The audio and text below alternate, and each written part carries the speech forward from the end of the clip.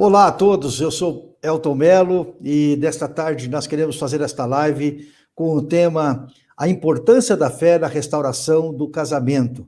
E eu tenho o prazer de estar conversando nesta tarde com um casal de pastores, amigos, que são da cidade de Paulínia, no estado de São Paulo, pastor Odila e pastor Juarez, e eu tenho certeza que você vai poder ser muito abençoado nesta tarde com aquilo que nós temos de conteúdo para passar para você, dos testemunhos de vida, daquilo que Deus tem operado. Então, quero pedir a você nesta hora, que você fique conosco, que você também possa escrever a sua pergunta, seja no chat aí do YouTube, seja nas nossas fanpages, tanto na minha fanpage pessoal, quanto na fanpage da Igreja Batista Independente de Curitiba. Você que está chegando agora conosco, seja muito bem-vindo em nome de Jesus. Escreva aí, então, o seu comentário, a sua pergunta, para que a gente possa repassar essa pergunta para os nossos convidados, e eu tenho certeza que será muito especial. Eu quero pedir também que você possa curtir a transmissão, se você ainda não curtiu aí no meu canal, ou então na fanpage, curta aí a transmissão, compartilhe com um amigo, uma pessoa, ou uma outra família. Eu tenho certeza que será muito edificante para a sua vida, para a sua casa, tá bom, queridos? Muito bom estar com você nesta oportunidade, neste momento, para juntos nós podermos falar do amor de Deus, entender como Deus trabalha com a família. E sem mais comentários, vamos então apresentar aí o nosso casal de convidados, né, que já está presente aí na sala, para que a gente possa participar deste momento. Aí um alô muito especial para o casal aí, pastor Odila e pastor Juarez Carvalho. Sejam muito bem-vindos aí na nossa live desta tarde, né? Sejam bem-vindos aí. Um abraço a vocês. Obrigado pela participação de vocês.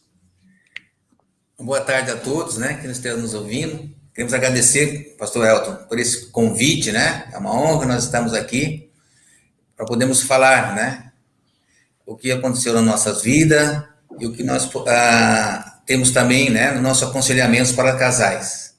Estou casado já há 42 anos, né, indo para 43 já, quase, e já conheço essa abençoada aqui já há 50 anos já, né, porque a gente teve 8 anos de namoro, né, começamos bem pequenininho, bem jovens, né, apesar adolescentes. Adolescentes, apesar que somos jovens ainda, né. Pois é. Com certeza. Né? Nós temos já, né, 3 netos já, né, tem uma do coração já indo para 16 anos, tem uma que está indo para 15, e tem o Joãozinho de 6 anos já. Que bênção. Amém. Graça e paz, boa tarde. Uma honra estar com vocês, mais uma vez aqui, compartilhando de algo que o Senhor tem ministrado aos nossos corações, na nossa vida, no dia a dia, no Ministério de Casais, e é importante saber que a gente não tem a resposta para todas as coisas, nem a direção para todas as coisas, porque nós dependemos do único e soberano Deus, é aquele que nos conduz, que nos dirige e que tem o comando sobre as nossas vidas, sobre o nosso casamento, e aquilo que ele tem acrescentado a nós temos estados dispostos a compartilhar com cada um que tem solicitado, com aqueles que têm se achegado, e o Senhor tem nos permitido desenvolver o nosso ministério já há praticamente 12 anos. Que legal, que bênção. E nesses anos de casamento, né, tivemos, nos percursos dos anos, né, tivemos muitas alegrias, tivemos muitas tristeza também, né, dentro do casamento, né, e uma delas também foi a minha enfermidade. Eu trabalhava na Unicamp, na época, no hospital, né, fazia parte de uma equipe de peritos da Unicamp, que a gente viajava aí para o Brasil inteiro. E um certo momento eu havia perdido. Isso foi em 93. Em 93. Eu havia viajado muito, né? Tinha acontecido muitos homicídios aí para o Brasil aí, então fiquei viajando um ano inteiro. Mas você fazia parte, Juarez, daquela equipe de nefrologistas? Peritos do Padrão Palhares da Unicamp. Que interessante. Fazia parte. E assim, 92 foi uma época que eu viajei demais, né? Aconteceu muitas coisas, né? Tinha PC Farias, tinha um monte de coisa aí, né? E eu perdi assim, 6 quilos. Eu falei, eu acho que eu tô anêmico, né? Muito lanche, fora de casa, você come muita porcariada pra estrada, né? Muita porcariada. Eu falei, aí ia sair de férias, fui viajar, mas estava só na fraqueza, que só ficar deitado. Aí falei, quando voltar, vou fazer um exame. Então aí cheguei no hospital, fui fazer um exame e falei assim, se eu tiver com pouco ferro, eu vou lá, tomo ferro por conta mesmo. Foi o médico que pediu para fazer. A gente sabe ler exame, então a gente já quer se automedicar, né? Mas no fim, aí veio tudo descontrolado. Fiz o exame, mostrei para o médico, aí na hora do almoço já mostrei para o médico, aí à tarde já tinha 8 médicos na minha sala já. E aí veio o diagnóstico, eu tinha uma leucemia mieloide crônica e não tinha o que se fazer. E no Brasil realmente também não tinha o que fazer, tinha que ir fora, fui fora, também não tinha o que fazer. Aí, só Jesus. Pois é. Eu quero voltar, pera um pouquinho só, Juarez, eu quero voltar a conversar um pouquinho mais sobre isso depois, mas eu queria fazer uma pergunta para a Odila, que é o seguinte, Odila, a gente estuda para ter uma profissão, a gente se prepara até mesmo para ser pastor, a gente se prepara para um monte de coisas na vida. Mas por que a gente não se prepara para o casamento? O que você acha que falta nesse preparo? Na realidade, não há nenhuma receita, né, para o casamento. Não há nada que a gente possa pegar pronto e colocar nas nossas vidas, dentro da nossa família, e falar, não, é isso que vai funcionar. Porque o relacionamento a gente constrói no dia a dia, na prática, nas diferenças, na bagagem que trazemos da relação de uma família anterior, a minha, a dele. Então, isso tudo a gente vai se alinhando, não tem uma receita definida para isso. Pois é. E como é que foi esse processo? Vocês se conheceram, eram jovens ainda, adolescentes, né? Saindo da adolescência e casaram, né? Amor à primeira vista, aquele processo todo. Mas vocês conheciam a Deus? Como é que era a vida religiosa de vocês enquanto casal, num primeiro momento da vida de vocês? Não, nós nos conhecemos, eu tinha 13 anos e ele 17. E nos conhecemos na fazenda onde eu morava, encontramos assim na rua, no corredor ali, terra da fazenda. Eu fiquei 40 anos, eu nasci, morei numa fazenda, e ali a gente se conheceu porque ele estava ali passando férias. A partir daí nós começamos a namoramos 8 anos, não conhecíamos a Jesus. Depois de 8 anos nos casamos e tivemos 2 filhos, também não conhecíamos a Jesus. Jesus entrou na nossa vida, de fato, não que nós não tivéssemos algumas práticas, até tínhamos, frequentávamos a missa pelo menos uma vez ao mês, fazíamos uma leitura diária da Bíblia uma vez por semana, e tínhamos um terço nessa leitura, fazíamos o terço e a leitura de um texto bíblico, que falava, e lia-se o texto, fechava a Bíblia e ficava ali. Não mencionávamos nada, nem refletíamos nada sobre isso. E essa era a nossa vida com Deus. Na realidade, não tínhamos relacionamento nenhum. Passeávamos bastante e nunca tivemos muito dinheiro, porque éramos funcionários públicos. Eu, professora, e ele, funcionário da Unicamp. Então, tínhamos uma vida assim, o que sobrava do salário era para passear. Não tínhamos vida com Deus. Até que o Senhor nos pegou de jeito aí num momento de desespero, que ele compartilhou já um pouco, foi aí que nós, de fato, conhecemos a Jesus. Foi no momento onde a gente entrou em uma situação sem ver saída, sem ver escape, sem ver nenhum recurso, e ouvíamos falar que Jesus era aquele que fazia milagres, e, ao nosso ver, a gente nunca tinha visto de perto nada muito grande que a gente pudesse contemplar, até porque não tínhamos muita prática, não frequentávamos igreja que se ensinasse a palavra de Deus. Tínhamos um casal de amigos que nos ganhou para Jesus, que ela e ele eram meus amigos de infância, morávamos juntos na fazenda, e eles investiram 10 anos na nossa vida. Eles iam uma vez por ano eles passavam domingo lá em casa e levavam um monte de material, fita cassete, testemunhos, e ficavam o dia todo. E a gente ficava ouvindo, e aquilo deixava a gente maravilhado. E aí nós víamos neles um casal diferente, uma prática diferente.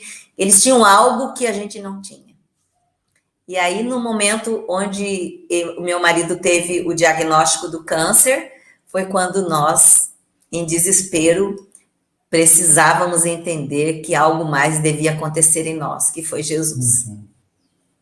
Pois é. Eu tenho aqui o site de vocês aí, que é ministeriodecasais.com, né? Tem até uma foto aqui do Juarez, essa pessoa aqui que eu não estava nem reconhecendo o dia que eu vi a foto, né?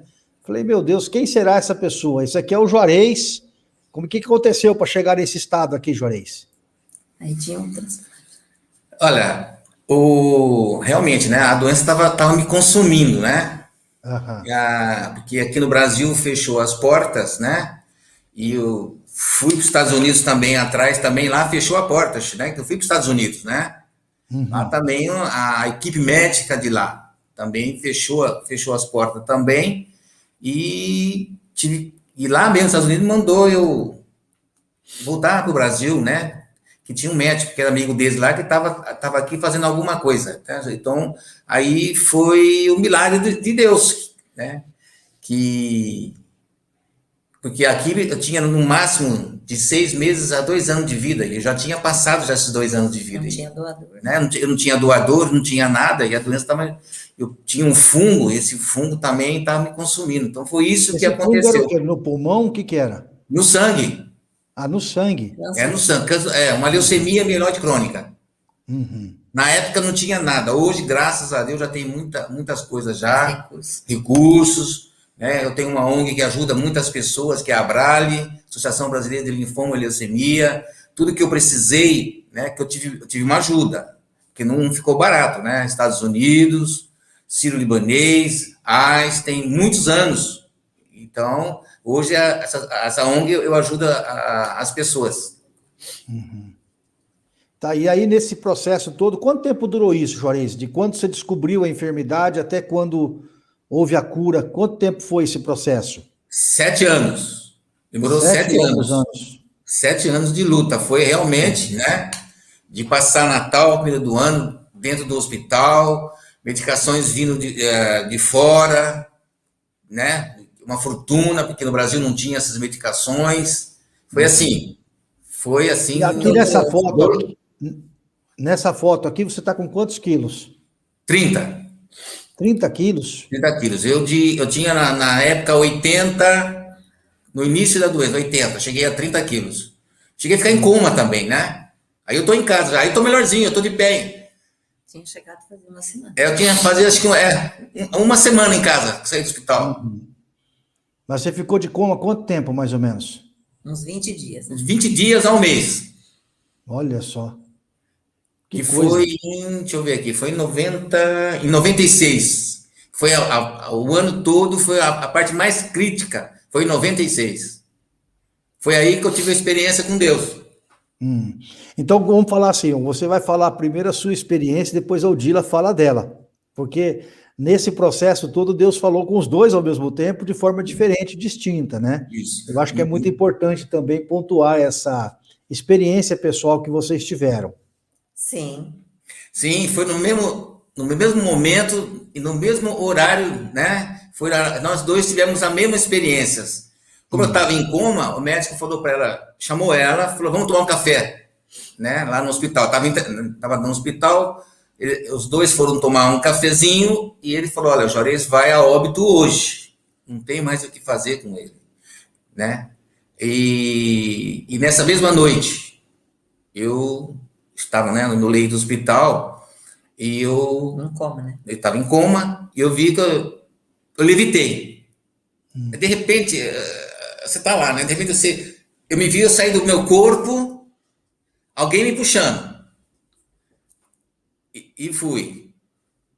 Aí tinha alguém, depois aí quando eu sumia, eu não via mais eu lá embaixo, ficava no escuro, alguém me levando embora, e eu fiquei na luta. Não vou embora, eu tenho meus filhos ainda para poder cuidar, depende de mim, é muito cedo. Aí vinha alguém, me pegava no colo e trazia de volta. Aí, na escuridão, vinha, clareava, eu me via lá embaixo. Aí eu entrava de novo no corpo. Eu entrava de novo. Aí, e isso foi assim, diversas vezes repetida. Eu levitava, voltava e trazia de novo no colo. E isso quando foi? E isso foi assim, a noite toda, até que clareou. Na manhã eu saí do coma. De repente eu sentei na cama. Aí o pessoal, né, tinha ido aqui de Paulínia para São Paulo, porque chamou os parentes, primos, todo mundo, né? E todo mundo ficou assim abismado, porque eu levantei, sentei na cama e gritei: "Oh, eu quero tomar um banho". Aí foi um chororô. Que coisa. Foi, porque tem algumas pessoas que a gente, né, que era daqui, que a gente falou, como a Aldira falou que tinha um casal amigo, eles foram para São Paulo, né? Houve muita intercessão aqui em Paulínia, nas igrejas, né, orando, e nessa luta tinha o pessoal em volta do meu leito que estava lá em guerra mesmo, foi uma batalha, né, em oração. Que coisa tremenda. E como é que foi essa experiência para você, Odila? Para mim, foi concomitante, as coisas aconteceram juntas.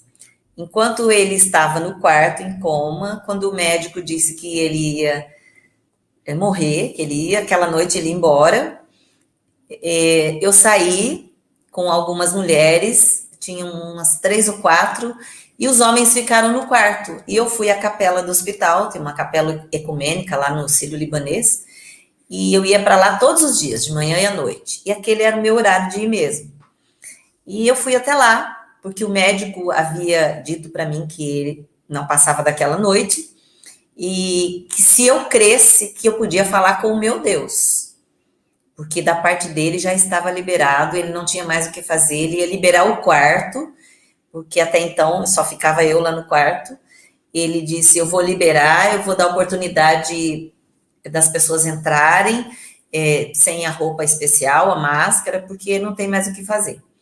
E aí, como estávamos com um grupo grande de pessoas dentro do quarto, eu falei: eu vou para a capela. Daí elas foram comigo, e ali na capela, como eu fazia todos os dias, eu fui para iniciar o terço, porque é assim que eu aprendi. Eu nasci dentro de uma igreja católica, eu fui ensinada pelos meus pais, e eu fui fazer a oração, iniciar o terço, como eu fazia todos os dias, 2 vezes por dia, mas naquele momento eu não consegui. E todo mundo esperando que eu começasse a falar para me acompanhar, e eu não conseguia. E de repente levantei, fui até a mesa, até o altar. Tinha ali um vaso de flor apenas, ao fundo um crucifixo vazio. E ali eu olhei para tudo muito diferente, tudo assim mexendo muito comigo. Talvez o desespero daquele momento fosse muito maior que tudo isso. Eu dobrei os joelhos ali e comecei a falar com Deus. E eu nunca havia feito isso de fato, falar, levantar minha voz, até porque eu entendia que para Deus eu não precisava falar, ele sabia de tudo. E naquele momento eu comecei a falar com Deus, eu comecei a clamar a Deus para que ele não levasse o meu esposo.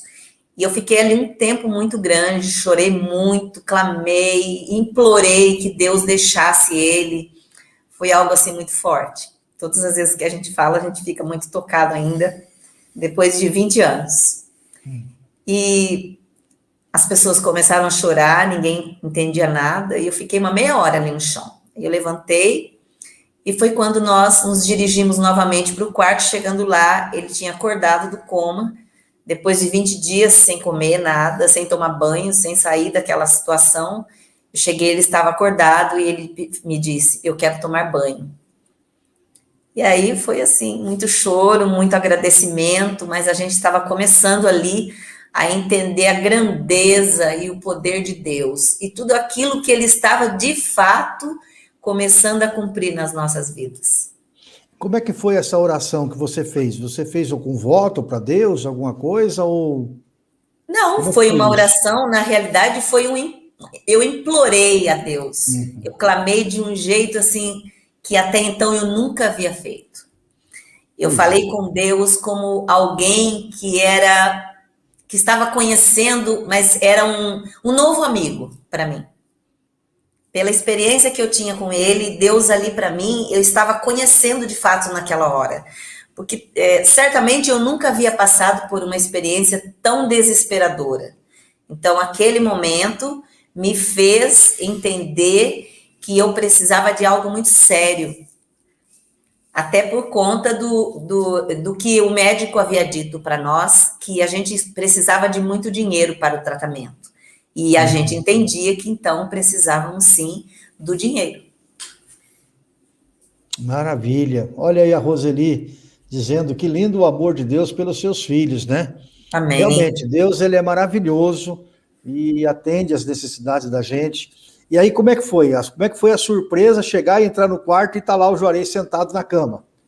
Né? Olha, foi maravilhoso, sem palavras, porque aqueles casais que estavam conosco ali, nós sempre convivíamos ali aos sábados, eles iam e eu saía fora do saguão, nós ficávamos ali conversando para poder me fazer um pouco de companhia, e eu olhava para eles e eu pensava assim, eu daria tudo para ter o meu marido de volta, como eles estão juntos agora.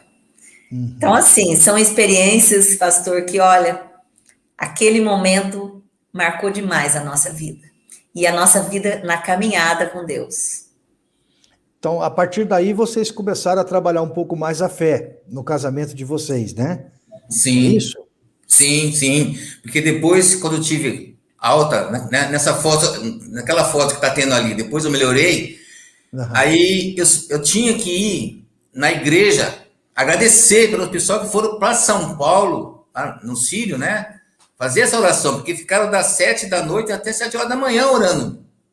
Olha só. Ficaram na batalha, foi uma guerra, né? Então, eu senti no coração que eu tinha que vir para a igreja, que foram alguns membros que foram para lá, agradecer pelas orações, né, que fez por mim. Aí eu vim, né, eu morava em Barão Geraldo, né, perto aqui, de Paulínia, né, pertinho.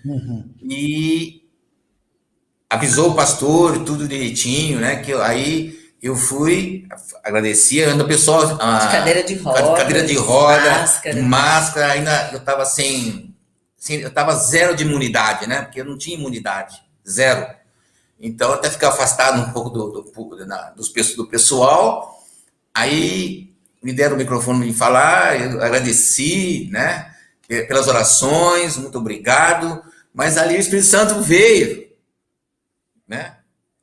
Foi a minha primeira experiência que eu tive na vida, né? O Espírito Santo veio assim, tremendo, aí não teve como voltar atrás. Aí... Dali já fiquei na igreja, e dali já vamos caminhando, eu e a Odila, e ficamos ali 21 anos. 21 anos na igreja. Me diz uma coisa, Juarez, algumas pessoas têm essa mesma, a gente chama de EQM, né, experiência quase morte, né, que é quando o corpo, a parte espiritual nossa, ela se separa da parte física, né, a gente precisa entender que nós somos um ser espiritual tendo uma experiência física, humana, nesse plano do universo físico, né? Mas nós não somos físicos, nós somos espirituais, criados em Deus espiritualmente para voltar para Deus. Mas como é que é essa experiência quase morte quando a pessoa não tem Deus?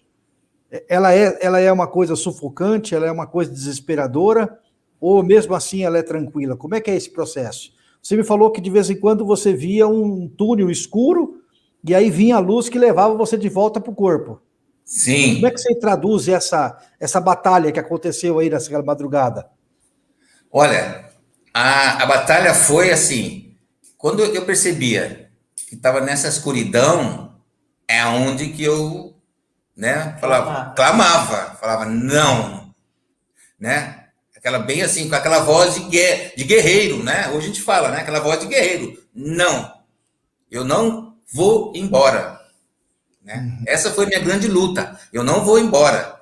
ainda tem, né? Tinha ainda o que me segurava muito eram os filhos, né? Como é que eu posso deixar os pequenininhos, então tudo pequeno ainda. Então essa foi a grande batalha, foi. Eu não podia. Aí até que eu voltava, depois e voltava de novo, né? Dentro do corpo só também. Tá, mas quando você voltava, você sentia que era uma luz branca, alguma coisa que te conduzia. Sim, eu sentia. E quando você saía era uma luz negra.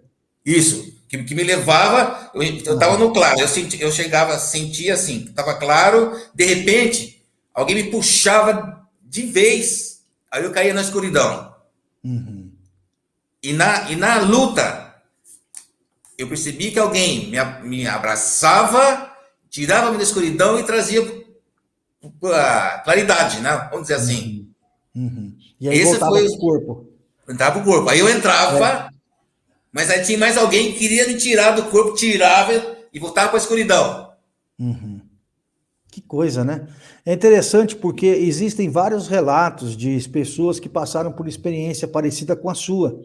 E, invariavelmente, eles trabalham isso, mas é muito romantizado, né? Ah, é sempre uma luz branca, é sempre uma coisa assim tranquila, é uma coisa calma. E pela experiência que nós estamos vendo contigo aí, nem sempre essa experiência ela é até calma e tranquila, porque depende muito para onde a pessoa vai, né? Essa é a grande verdade, né? Sim. E o ser humano, ele sabe que se ele já está sem Deus, ele sabe que a coisa tende a não avançar realmente naquilo que é o propósito de Deus, né? Então, que maravilha a gente vê isso na mão do Senhor, como Deus cuida da nossa vida, mesmo quando nós estamos em cima de uma cama, aparentemente inconscientes, né? Porque aparentemente você estava de coma ali, mas você, em vez de coma, estava vivo. Espiritualmente, você estava mais vivo do que antes, vamos dizer assim, né? Sim. E você tem essa percepção de que você não quer ir para aquele lugar, né? Aquele lugar que estão te puxando, que estão te levando, não é o que você gostaria de ir, então você luta contra, né? Porque a nossa parte espiritual, ela é programada para voltar para Deus e não para ir para o outro lugar, né? Ela não é programada para ir para passar a eternidade longe de Deus, né? E é maravilhoso saber como Deus trabalha, né, com a sua graça, a sua misericórdia, para que a gente seja salvo, né? Como é maravilhoso isso, né? Foi. Quando eu estava também, antes de ficar doente, né, a gente tinha um plano, eu e ela, né? Eu ia aposentar, né? E a gente queria ir para a praia. Falou assim, vamos vender tudo que nós temos, vamos morar na praia e eu vou comprar uma lanchinha para mim poder pescar, porque eu gosto de pescar, né? Mas aí, ó, mudou todos os planos. Nós fazemos planos, mas a resposta certa é aquela que vem do coração de Deus. Pois é isso aí. Então, vamos falar um pouquinho agora sobre a importância da fé. Como é que a fé pode ajudar um casal, né, que está passando hoje por uma crise no casamento? Às vezes a crise é aquela crise, é uma crise aí, vamos dizer assim, é uma crise física, né, uma questão de saúde. Às vezes a crise pode ser uma questão emocional, às vezes a crise pode ser uma questão financeira, ou em outras áreas, né, em outros momentos, pode ser uma crise maior. Mas como é que a fé ajuda um casal no momento de crise para que eles possam superar e restaurar o casamento? E a gente sabe que se não restaurar o casamento, não restaura a família, né? Não adianta falar que a gente separou, mas continuamos amigos e a família vai tudo bem. A gente sabe que não é assim. Então, como é que a fé atua, né? Qual a importância da fé para essa possibilidade de restauração aí do casamento e da família? Bem, a fé, ela é primordial. Eu sei que quando nós tentamos resolver as coisas a dois, nós precisamos ter um alvo, nós precisamos saber que atrás de tudo isso, ou acima de tudo isso, vamos dizer assim, existe uma força, existe um propósito de Deus para o casamento.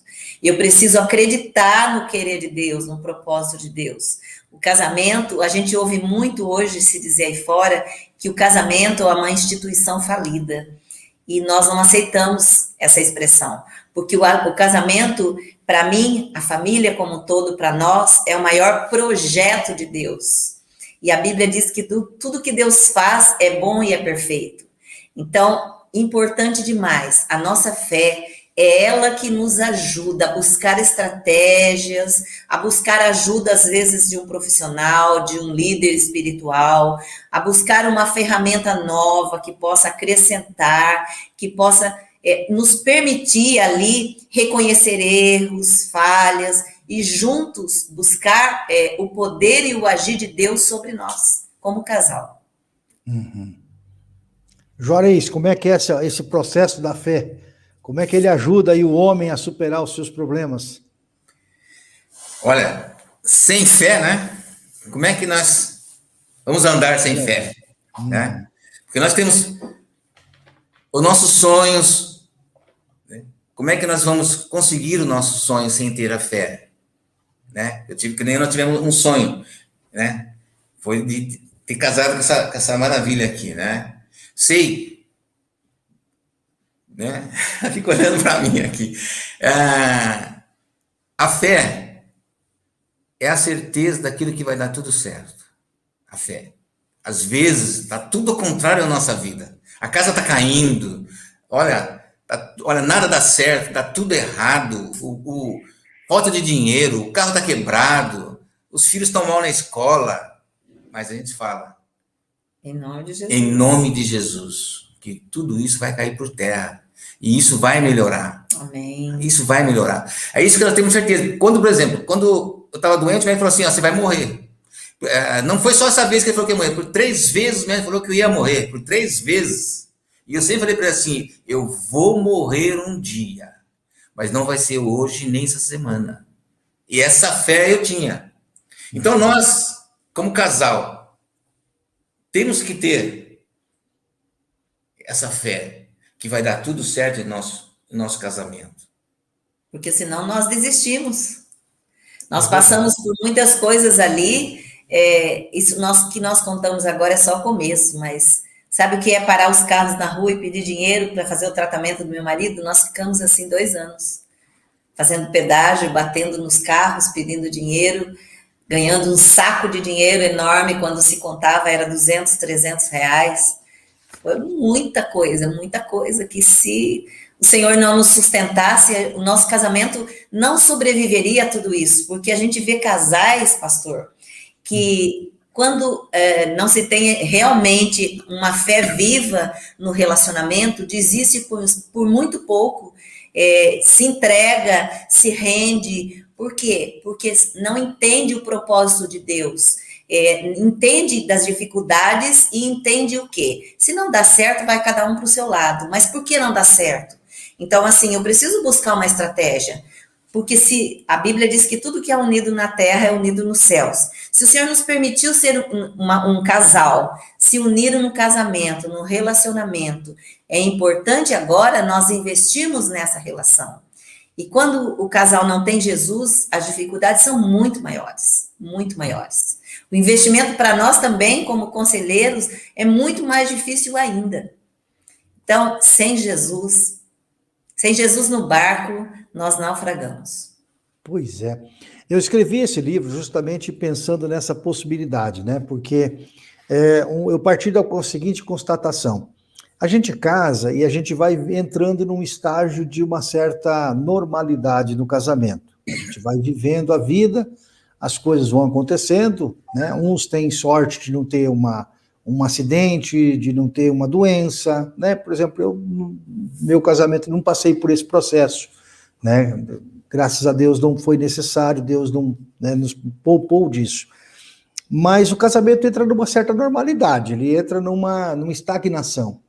E aí a constatação que a gente tem é que uma das primeiras coisas que diminui no casamento, depois de um certo tempo, é o romance, é o namoro no casamento, né? Os casais vão vivendo em função dos filhos, em função do trabalho, em função das metas da empresa, mas o casamento acaba entrando numa certa letargia, né? Vai entrando assim num compasso de muita vagareza, e os casais, em geral, eles perdem o romantismo, né? A gente acaba não se preparando para outra pessoa, não se arruma, não cria programação excelente para fim de semana, então vai vivendo aquela mesmice.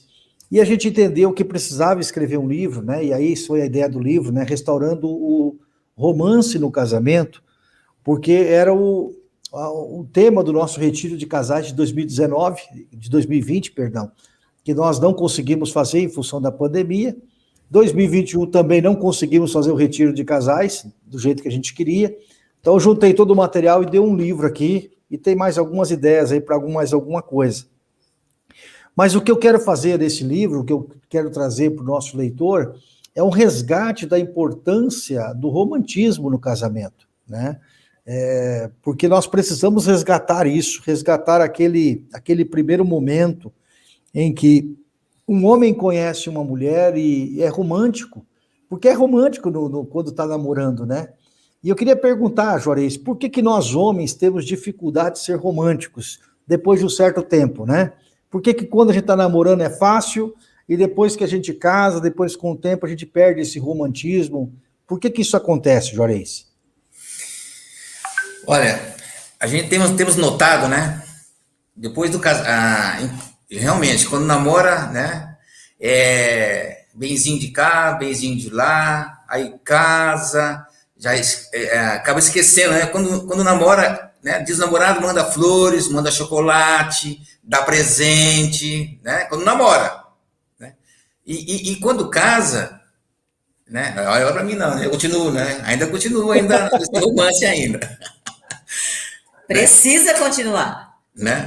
Aí esquece até o dia que a esposa foi aniversário, esquece o dia quando casou, esquece de tudo, né?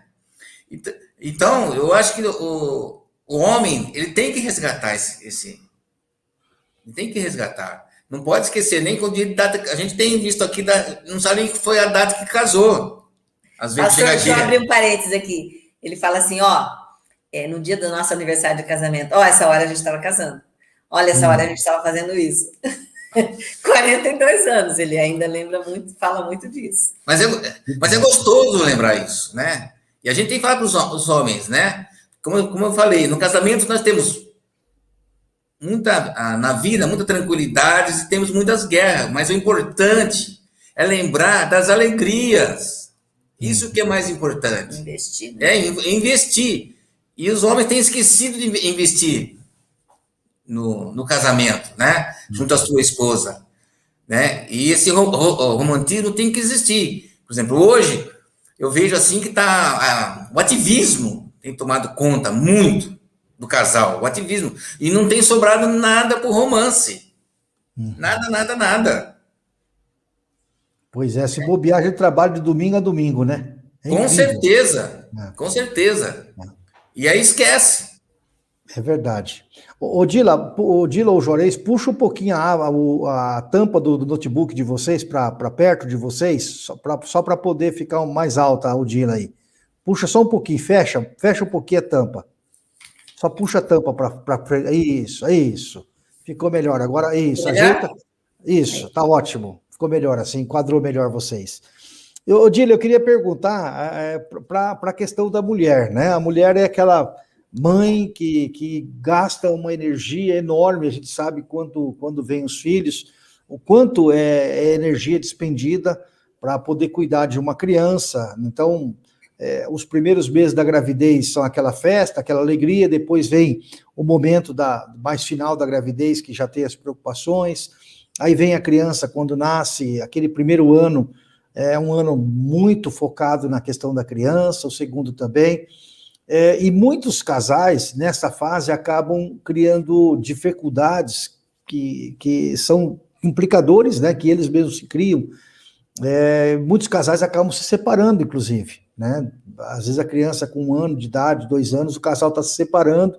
A reclamação geral do marido é que a mulher agora não tem mais tempo para ele, só para a criança, né? E a gente sabe que realmente a criança demanda um cuidado.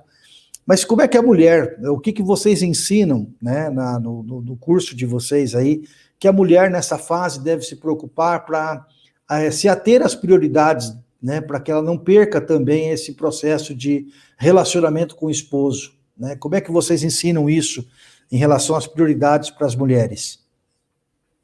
Bem, realmente, quando o filho chega, algumas coisas mudam, e mudam de forma assustadora se a gente não cuidar. A criança, o filho é bênção para o relacionamento, é desejado, é esperado a cada dia, mas quando o filho chega, a tendência da mãe, como a gente fala aí fora, é ser muito galinha choca. Por quê? Porque o filho é o melhor de nós. Então, parte de um e parte do outro. Nós amamos acima daqui, assim, o filho é primordial, o amor de mãe para com o filho é incomparável. Só a mãe entende o que eu estou dizendo.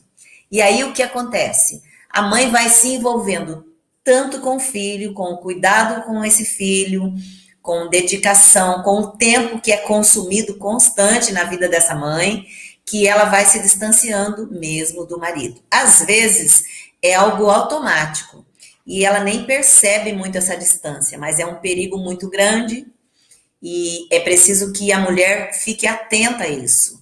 Por quê? Porque ela vai se distanciando do marido, vem o período pós-parto, já há uma distância ali, uma distância física, depois adaptação com o bebê que não dorme à noite, que mama toda hora, e a mulher muito cansada e acorda a noite toda, então também ela não tem muito tempo mais para o marido, e o tempo que resta, ela dedica à criança, ela esquece de cuidar da sua aparência, e ela esquece de ver o marido como alguém que quer continuar caminhando lado a lado com ela. E que o filho é parte dessa relação. Mas o filho não pode ficar separando o casal. Ele vem para somar, para acrescentar ao amor do casal.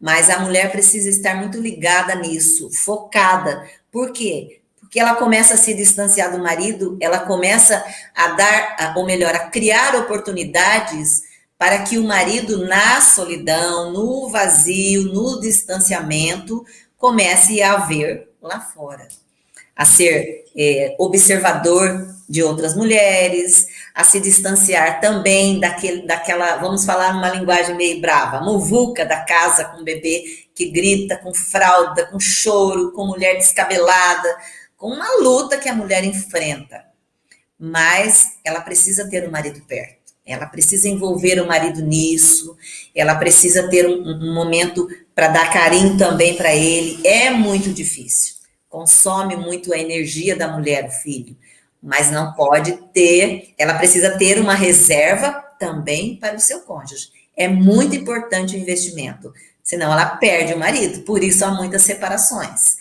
Porque a mulher começa a ver somente o filho e não mais o marido. E o filho veio por conta dos dois. Então, o marido tem que continuar caminhando ao lado um do outro.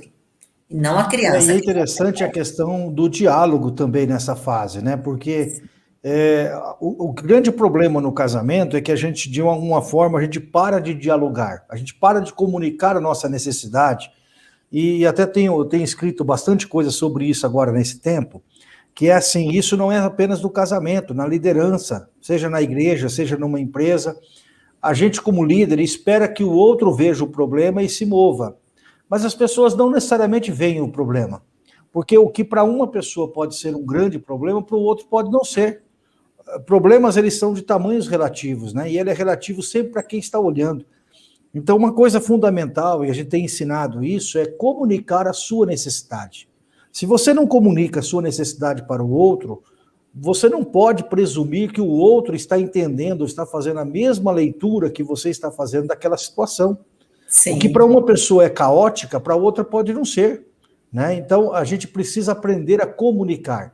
Aí a pessoa diz assim, mas é óbvio, você não está vendo que eu estou atarefada? Às vezes não está vendo. Está morando na mesma casa e não está vendo, tem que sinalizar. Sim. Então, uma coisa que a gente recomenda é que sempre fale, né, que exponha. Aliás, esse é um dos sintomas da maturidade emocional e até espiritual, é falarmos aquilo que nós precisamos. Aliás, tem gente que tem dificuldade até de falar para Deus o que precisa. Inclusive... Deus aparecer para ele assim e falar assim, meu filho, o que você precisa? ele fala assim, tá tudo bem, tá tudo maravilha. Depois sai reclamando que falou, ninguém me dá a oportunidade para falar o que eu quero, o que eu estou precisando, né? Na verdade, está ali, ó, né? Inclusive, como o senhor está citando, em relação a comunicar ao outro o que é que você precisa, do que você precisa, o que você está sentindo. O senhor está dizendo que até no decorrer do casamento isso vai se extinguindo. Na realidade, tem casais que chegam para a gente que nunca tiveram essa prática, que não se comunica para o outro, olha, hoje eu não estou bem, olha, eu não gosto disso, olha, eu preciso disso. A comunicação é o que esbarra muito no relacionamento, é o que tem truncado a relação, é o que tem adoecido a relação a dois. O grande problema que nós temos enfrentado aqui no aconselhamento é a comunicação, a dificuldade de falar. O que tem necessidade, porque o homem em si ele já é fechado, a mulher já fala mais. Então, assim, é falar, é aprender a ouvir, tudo isso é um desafio na relação. Aprender a ouvir também é muito importante. Que legal. E nós temos chamado, né, os casais, né, por exemplo, quando vem a nós, e os casais eles não se conseguem se comunicar. Então, quando chega aqui, a gente fala assim, olha, e ela vai falar tudo. Você vai ficar com a boquinha fechada, você não vai falar nada. E depois, aí ele fala também tudo que tem que falar. Aí depois ele fala assim, nossa, em casa a gente não consegue conversar assim, ouvir, né? Uhum. Não se consegue ouvir dentro de casa. Não tem essa prática. Não tem essa prática, é a falta de prática, né? A comunicação de falar o que eu estou sentindo e o que ela sente, um ouvir do outro. Olha, eu não estou bem hoje, eu não quero conversa. Tudo bem, então não vou conversar com ela, né? Uhum. Então é isso. É tão diferente quando a gente aprende a sinalizar para o outro. Às vezes ele vem e fala, olha, eu não quero conversar agora, eu não estou bem. Às vezes ele fala alguma coisa comigo que eu não gosto do tom que ele colocou aquilo. E aí eu digo para ele, eu tenho até uma estratégia para falar com ele. Às vezes ele fala e eu não... ele atropela a fala, e eu digo para ele, fala português? Aí ele já entendeu que truncou tudo, que bagunçou tudo, ele volta, retoma, porque na cabeça do homem as coisas são abreviadas, mas a mulher não. A mulher tem necessidade de detalhes. Aí quando eu falo, fala português, aí ele já entendeu que ele tem que contar a coisa certa, porque senão eu não vou captar essa mensagem aí. Você sabe que até a moça que faz, ela é de Campinas, aí a moça do Waze, né, que gravou a voz do Google aí no Google Mapa, né? A minha esposa, ela não deixa a mulher falar. Ela já fez eu tirar do Waze aí a voz da mulher, porque ela disse que a única que pode dizer para ela onde tem que ir é ela. Então eu tenho que colocar o Mário ali, que é um homem lá que fala no mapa, né? Mas é interessantíssimo isso, porque a mulher, quando ela vai dizer assim, olha, a 200 metros, ela fala 5 vezes até chegar nos 200 metros, né? O homem não, ele só fala uma vez. No Waze é a mesma coisa, ele fala uma vez só, e se você perder, você perdeu, porque ele não vai voltar a falar. Ela não, ela fala com 200 metros, com 150 metros, com 100 metros, com 50 metros, ela está falando de novo. Vire à direita, vire à direita, vire à direita, né? É muito interessante o perfil das duas pessoas, como é complexo, né? Como é diferente isso. Mas e essa diferença às vezes choca, né? Porque às vezes a mulher, com essa história de falar muito repetitivamente, ela também sufoca o marido. Então tem esse lado também. Pois é. E que conselho que vocês dão para um casal, nós já vamos caminhar para o nosso fim, para um casal assim que precisa, nesse momento, de começar? Por exemplo, tem casal que não sabe se tratar carinhosamente, né? Na hora de conversar, falta aquela coisa mais íntima, mais pessoal.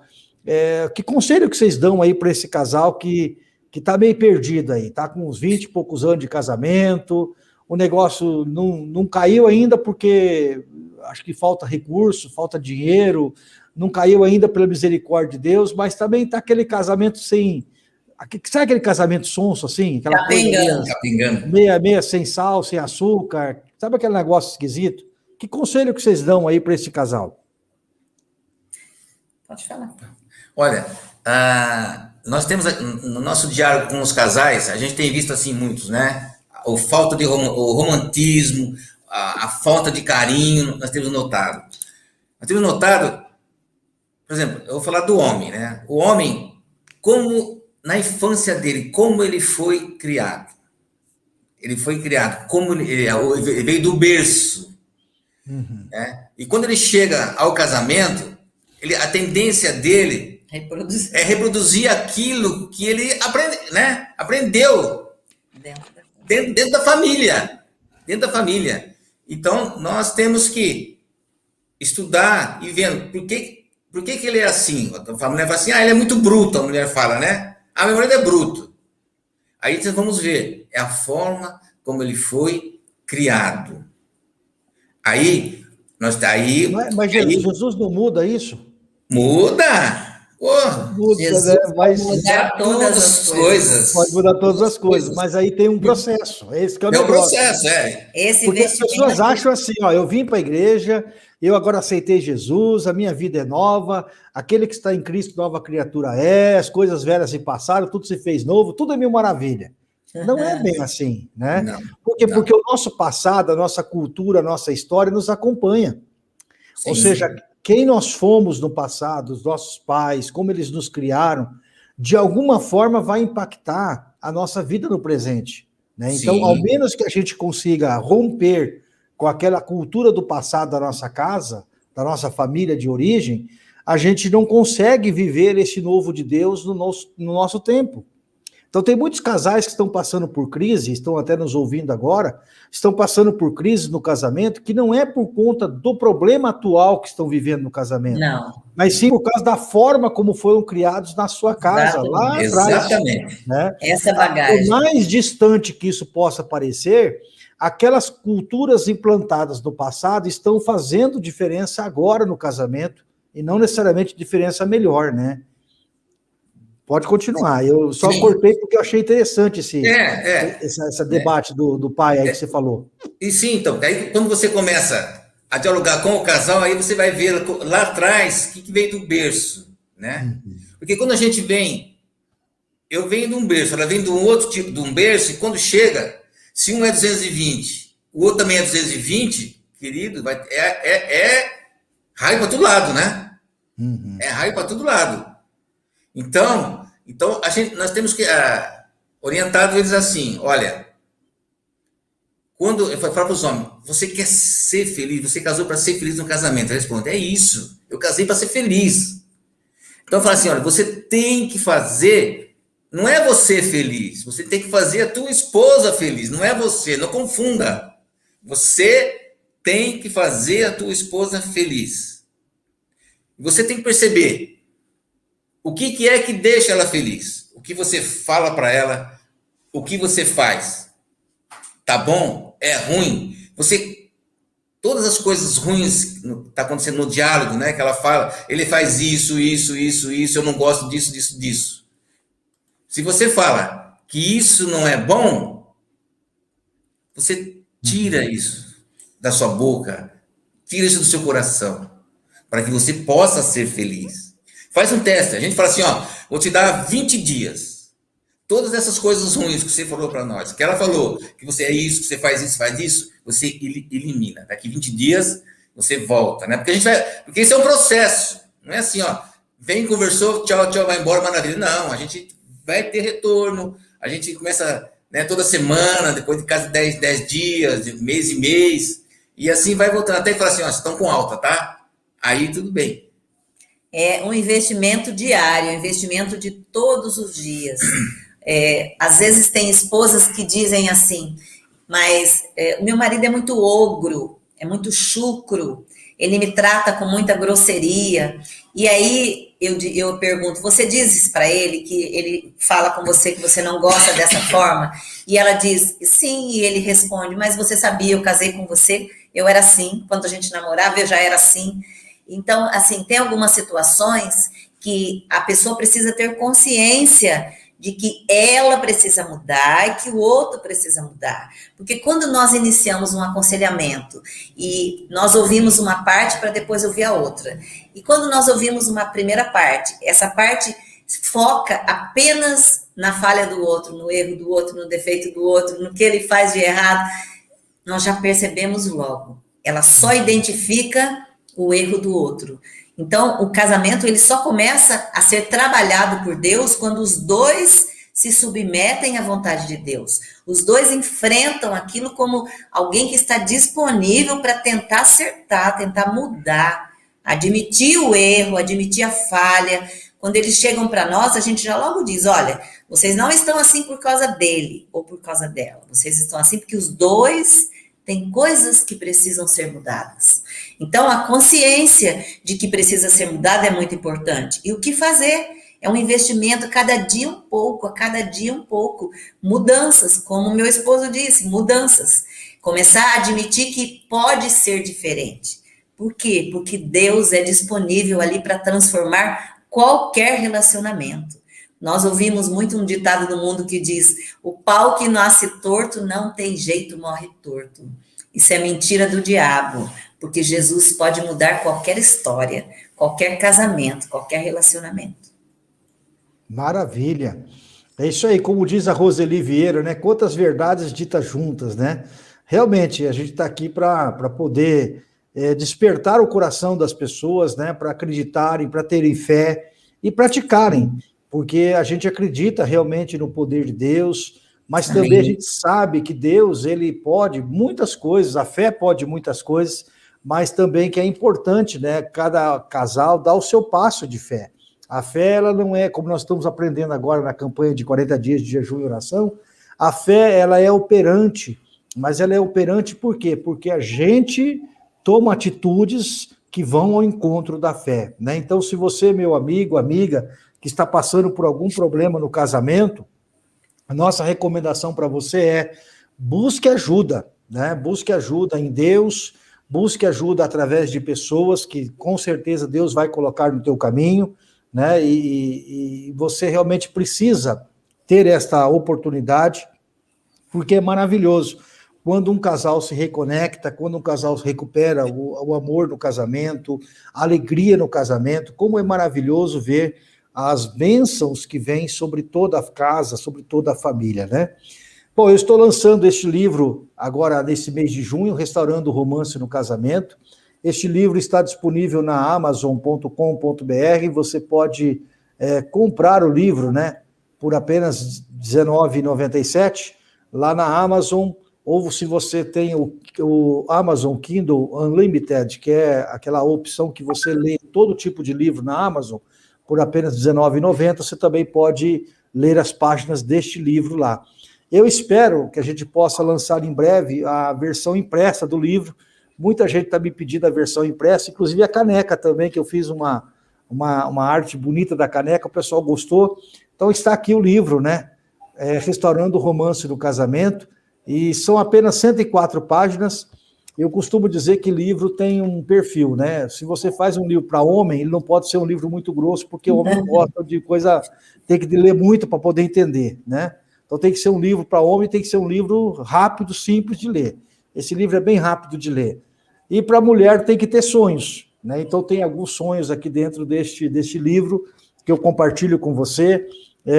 Não coloquei alguns testemunhos, aliás, não coloquei testemunho nenhum do que a gente tem trabalhado ao longo desses anos, né, na área de casais, porque isso eu vou deixar para uma outra oportunidade. A gente precisa realmente mostrar alguns valores, né, que tem, mas quem sabe não fica aí um projeto para o futuro. E eu, então, quero agradecer a Deus aí pela vida de vocês, né, e deixar aí para os nossos ouvintes também, participantes, a página do casal aí, da Odília e do Juarez. Eles têm um ministério de casais, né, então a página está aí, olha, Ministério de Casais, aqui é o testemunho do Juarez, né, porque acreditamos em milagres. Se você chegou mais por último aí na nossa live, lá no começo o Juarez falou por que essa foto aqui, né? O que aconteceu para estar nessa foto desse jeito, como Deus curou. Enfim, aqui está os projetos também, os testemunhos, né? Os projetos para esse ministério de casais, né? E a gente louva a Deus aí pela vida de vocês e que vocês possam experimentar aí nesse novo tempo, né? Um renovo também na área de ministério. Eu sei que esse ano foi difícil para fazer encontro de casais. Aqui nós temos algumas fotos que vocês, alguns casais que vocês trabalharam com eles, né? Ó, olha que maravilha. Sim. né? Então, é muito importante a restauração do casamento, o amor. A gente sabe que milagre é com Deus, né? Sim. Mas cabe a gente fazer a nossa parte para que as pessoas possam viver livres dos fardos, crescer, né? E experimentar o cuidado de Deus para com as suas vidas, né? Sim. Então, muito obrigado aí. Quero agradecer aí ao casal, a pastor Odila e pastor Juarez. Muito obrigado pela participação de vocês, né? Eu fico muito feliz com o que vocês têm desenvolvido. E, se Deus quiser, vamos logo, em breve, né, voltar a fazer os retiros de casais. Sim, amém.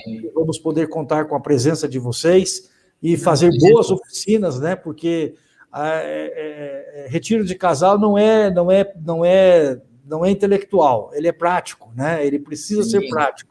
Ele precisa ensinar coisas que você possa pegar, fazer e colocar em prática e dar resultado. Então, eu espero que a gente possa voltar logo, logo aí a fazer os nossos retiros.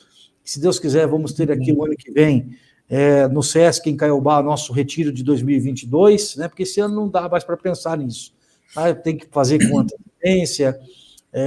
E, se Deus quiser, também aí na cidade de Paulínia, nos arredores aí de Campinas, a gente poder ter aí alguns eventos também importantes com vocês. Deus abençoe a vida de vocês, né? E fica a última palavra aí que vocês queiram despedir do pessoal aí. Fiquem à vontade. Amém. Amém. Nós queremos agradecer a oportunidade e convidar vocês também a entrarem no nosso canal no YouTube, Pastores Odila e Juarez.